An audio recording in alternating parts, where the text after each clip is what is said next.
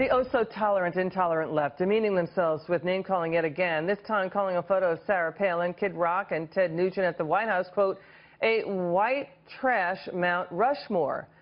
The Trump supporters joined the president Wednesday for a private dinner. Ted Nugent himself, he joins me now by phone. Ted, thanks for coming on the show. I really appreciate you coming on the show. Ted, listen, I may not agree with what you say. I'm not going to like some of the things you said about Hillary. I don't like it. But I'm not going to call you names back. Were you offended by CNN's commentary? Not well thought out here, right? Counterpoint at least was bad, right?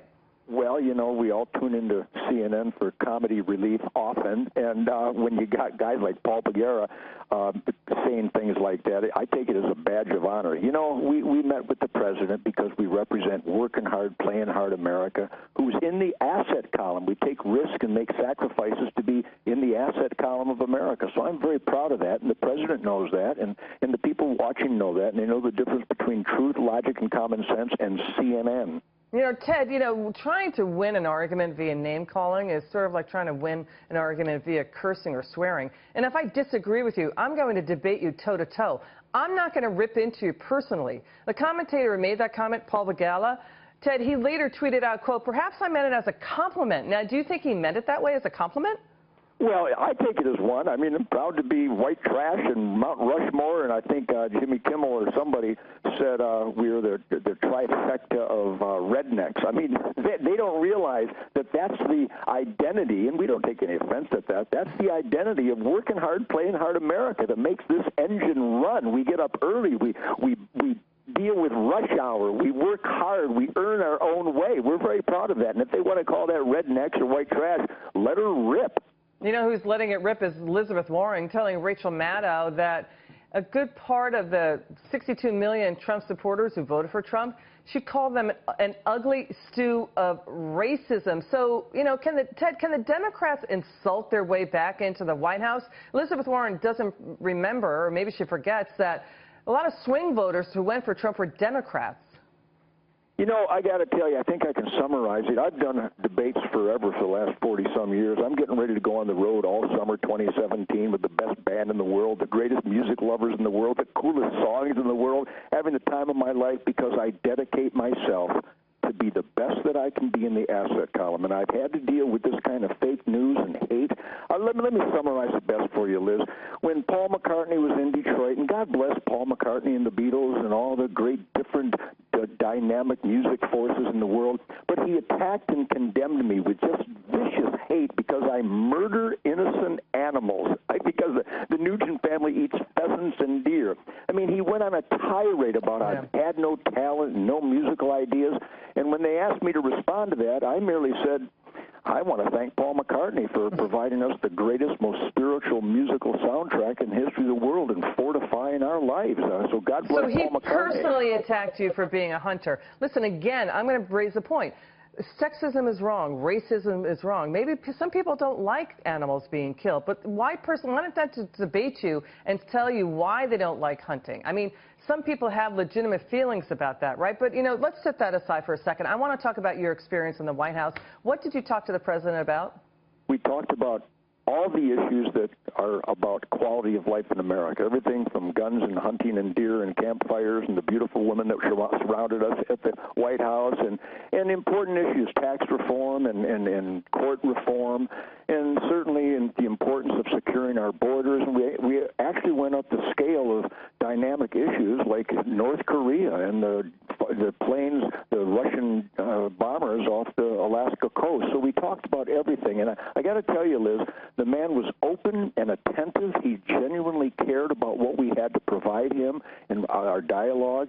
It was a wonderful day of easiness and comfort and relaxation, and also some dynamic moments when we talked about these terrorist threats around the world. But I found out that the man is sincere. He genuinely cares. And here's the most important thing, Liz. He knows that we, the people in the asset column of America who earn our own way, we voted him to represent us and be guided by the U.S. Constitution, and that is a relief that all Americans should celebrate. Ted, have you talked to Democrat voters who voted for Trump? I'm just curious. What did they tell you? Well, I did. I saw it happen in my beloved birth state of Michigan. The Teamsters and the UAW. These guys have mostly been browbeat for years to vote like zombies for Democrats. And meanwhile, they see their paychecks going to hell and they see their work being lost. So I communicated with my Democrat, liberal, union friends in Wisconsin, Michigan, and Pennsylvania, and they realized that their liberal leadership were lying to them.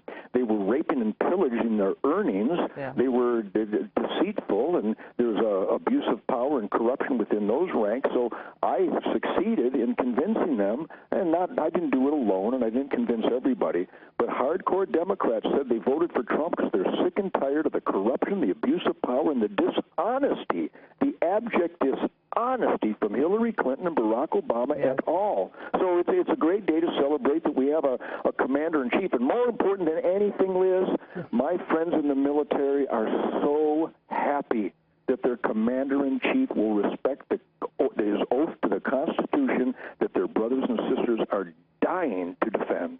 Yeah, and you know, that's a great point. I also want to get to this next issue. We had a CEO of a manufacturing company called Snap-on.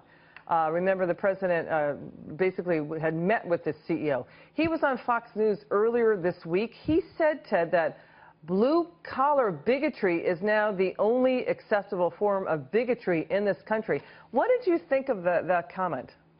Well, you know, I happen to know the Snap-on guys. They sponsored my Ted Nugent Spirit of the Wild TV show on the Outdoor Channel. It's been #1 for 27 years because those are the kind of working hard, playing hard, blue-collar Americans that I connect with. I've been in that same zone in Kenosha, Wisconsin with those Snap-on workers, and I know these men and women. These are my hunting buddies. These are my NRA blood brothers. These guys are salt of the earth.